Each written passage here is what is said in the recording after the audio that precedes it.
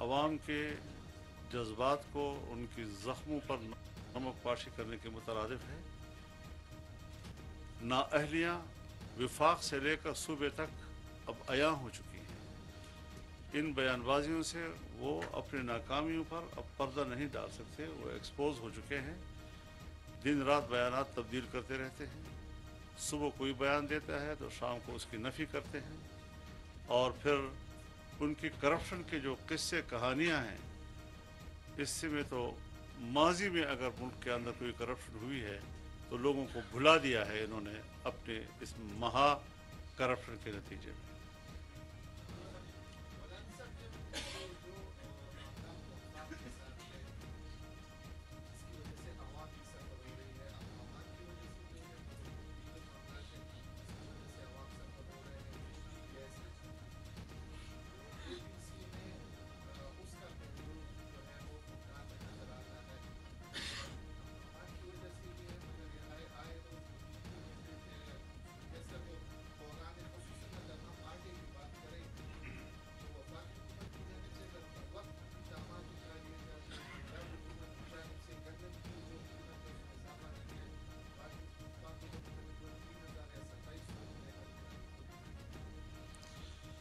देखिए, इसमें मैं पहले भी एक प्रेस कॉन्फ्रेंस में आपसे बात कर चुका हूँ।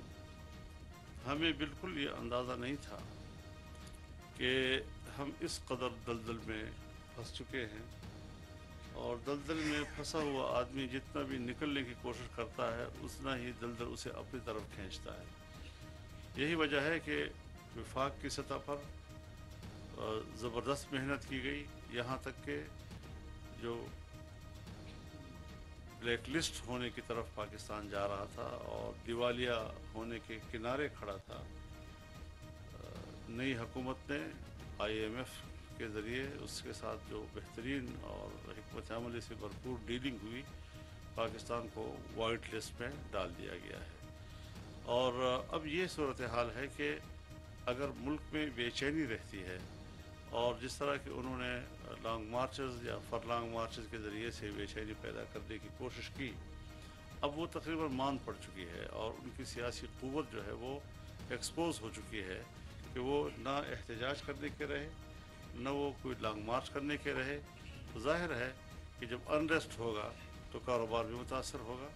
जब आपके मुल्क में अनरेस्ट होगा तो बाहर के जो आपको इमदाद देने वाले ममालिक हैं वो भी अपना हाथ रोक लेते हैं कि कहीं ऐसा तो नहीं कि कोई ऐसी तब्दीली पाकिस्तान में आ जाए जो कल उसी तरह हमारे गले पड़ जाए जैसे माजी के 3.5 सालों में पड़ गई थी। तो इस सूरत हाल से भी सियासी तौर पर ही हमें निकलना होगा, और विफाक इंशाअल्लाह अज़ीज़, अब ज़ाहिर है जी कि इस वक्त दो सूबों में विफाक के दोनों अतराफ़ में इनकी हुकूमत है, और उसके लिए मुश्किलात में इजाफ़ा किया जा रहा है। तो उन मुश्किलात के जो मरकज़ पे हमले हो रहे हैं, एक बड़े ख़ूबसूरत हिकमत अमली के साथ हम उसको डिफेंड कर रहे हैं और उसका दिफा कर रहे हैं, और इंशाअल्लाह अज़ीज़ हम इसमें कामयाब हो जाएंगे।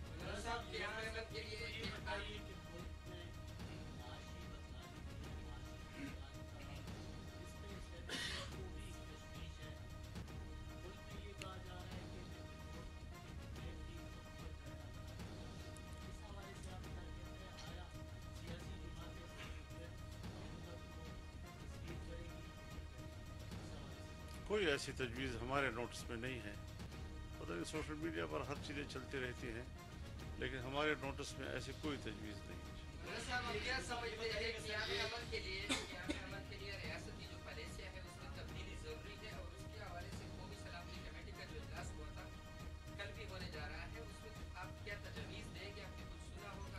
जी, ऑल पार्टीज़ कॉन्फ्रेंस जो आज हुई है, इसके जो तजावीज़ हैं वो वफाकी हुकूमत को आज ही कन्वे कर दी जाएंगी, ताकि कल जब सिक्योरिटी कमेटी का इजलास हो तो इस ऑल पार्टी कॉन्फ्रेंस की तजावीज़ उनके सामने मौजूद हो।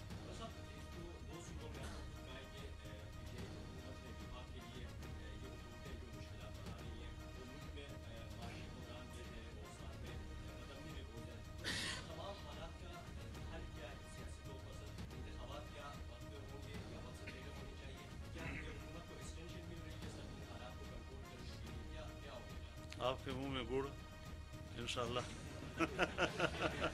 मौलाना साहब, अगर इस हालात में इलेक्शन के लिए जाएंगे तो वाकई की आवाम ये नहीं समझती कि मीशत किस तरह है। आवाम ये सोचती है कि आटा इमरान खान की हुकूमत में 1300 देता, अब 2600 पे है। चीनी वहाँ उस वक्त कितनी भी थी, अब मकसद ज़्यादा हो गई कीमतें। तो मकसद आवाम को आपको कैसे समझाएंगे कि हमने हुकूमत दूसरी से। बहुत सी बातें थी कि जो पब्लिक को समझ में नहीं आ रही थी और एक प्रोपेगंडे से वो मुतासर हो जाते थे, लेकिन वक्त के साथ साथ सूरत हाल जहाँ दूसरे मामलात पर बेहतर हुई है और आवाम के शऊर में और उनकी आगाही में इजाफ़ा हुआ है और उन्होंने असल हक़ाइक़ का इदराक किया है। महंगाई के हवाले से भी कौम इस बात का इदराक कर चुकी है कि इस तमाम तर मुश्किलात की असल वजह वो पिछली हुकूमत के 3.5 साल मनसूबे हैं, जिन्होंने मेगा प्रोजेक्ट्स को रोका, उसको मुंजमद कर दिया। और आप खुद अंदाज़ा लगा सकते हैं कि जो हमारी नज़र में सी पैक बहुत बड़ा मंसूबा था और काशगर से लेकर गवादर तक, तो इस गवादर की जो गहराई है ये खित्ते की सबसे बड़ी गहराई थी। कराची से भी ज़्यादा गहरा, चाबहार से भी ज़्यादा गहरा, बंदर अब्बास से भी ज़्यादा गहरा, दुबई से भी ज़्यादा गहरा, जद्दा से भी ज़्यादा गहरा समंदर आपके पास था गवादर का। लेकिन 3.5 साल के बाद जब हम गए हैं तो 8.5 फुट जो है वो गहराई उसके रह गई है। मिट्टी आते आते उसने भर दिया उसको, अब दोबारा उसको मिट्टी को पीछे धकेला जा रहा है ताकि समंदर को उसी मकाम पर लाया जाए और वहाँ पर बैनुल-अक़वामी एक बंदरगाह जो है वजूद में आए। अब ये चीज़ें हैं कि जिस इक़दामात में अगर आप कामयाब हो जाते हैं तो फिर पब्लिक में आपको एक एतमाद दोबारा बहाल होगा और इसी तरफ हम जा रहे हैं। आपको अंदाज़ा नहीं है कि इन लोगों ने पाकिस्तान का कितना माशी कत्ल किया है और कितना उसने मुल्क की मईशत को डबोया है। ये काम, जैसे मैं नहीं कह रहा हूँ, ख़ुद जो इमरान खान के दाएँ बाएँ रहे हैं उन लोगों ने इस बात का एतराफ़ किया है और ये कहकर एतराफ़ किया है कि फजल रहमान कहता है कि ये बाहर का एजेंट है, हम नहीं मानते थे, हम इस बात से इख्तलाफ करते थे, लेकिन जिस अंदाज से मुल्क डूबा है और डुबोया जा रहा है ये बग़ैर एजेंडे के हो नहीं सकता। तो अब हम भी सोच रहे हैं कि वाकई मुल्क को डुबोने के एजेंडे पे तो नहीं आया था जी।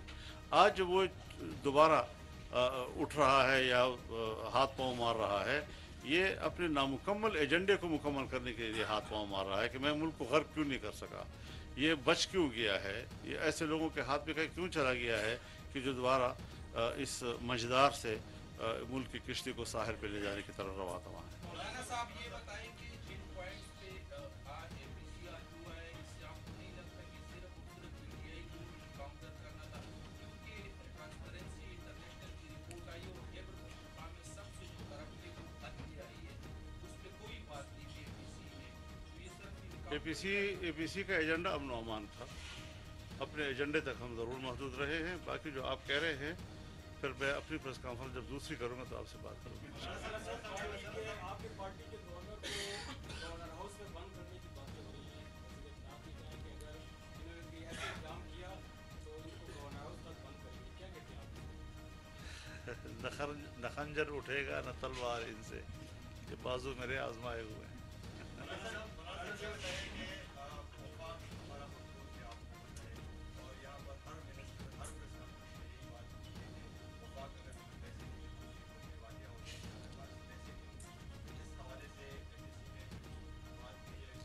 हम कैसे पैसे दें इनको, आप खुद सोचें ज़रा। एक वज़ीर आला रोज़ाना कहता है मैं असम्बली तहरीर कर दूंगा, मैं हुकूमत तहरीर कर दूंगा। एक तरफ हुकूमत की किश्ती को डबोने की बातें हो रही हैं, एक तरफ आप मरकज़ से इनको पैसे दे दें, ये तो अपने मुल्क को गर्क करने वाली बातें होंगी जी। तो वो एक बात में तो ठहरे ना, या हुकूमत करे या फिर मईशत को संभाले। अगर हुकूमत नहीं कर सकते और वो मुल्क में एक सियासी अफरा तफरी फैलाना चाहते हैं, तो जो हुकूमत बार बार कह चुकी हो कि हम हुकूमत छोड़ रहे हैं, हम असम्बली तहलील करना चाहते हैं, ऐसे लोगों को आप मुल्क का पैसा दे दे, मुल्क का पैसा और गर्क कर रहा है आपने।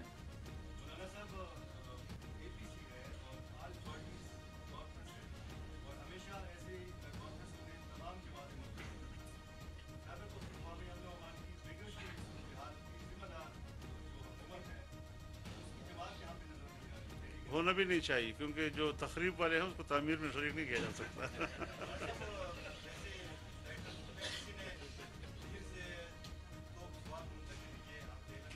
آج اجلاس میں اس کے کچھ ہم نے آواز سنی ہے اس کی.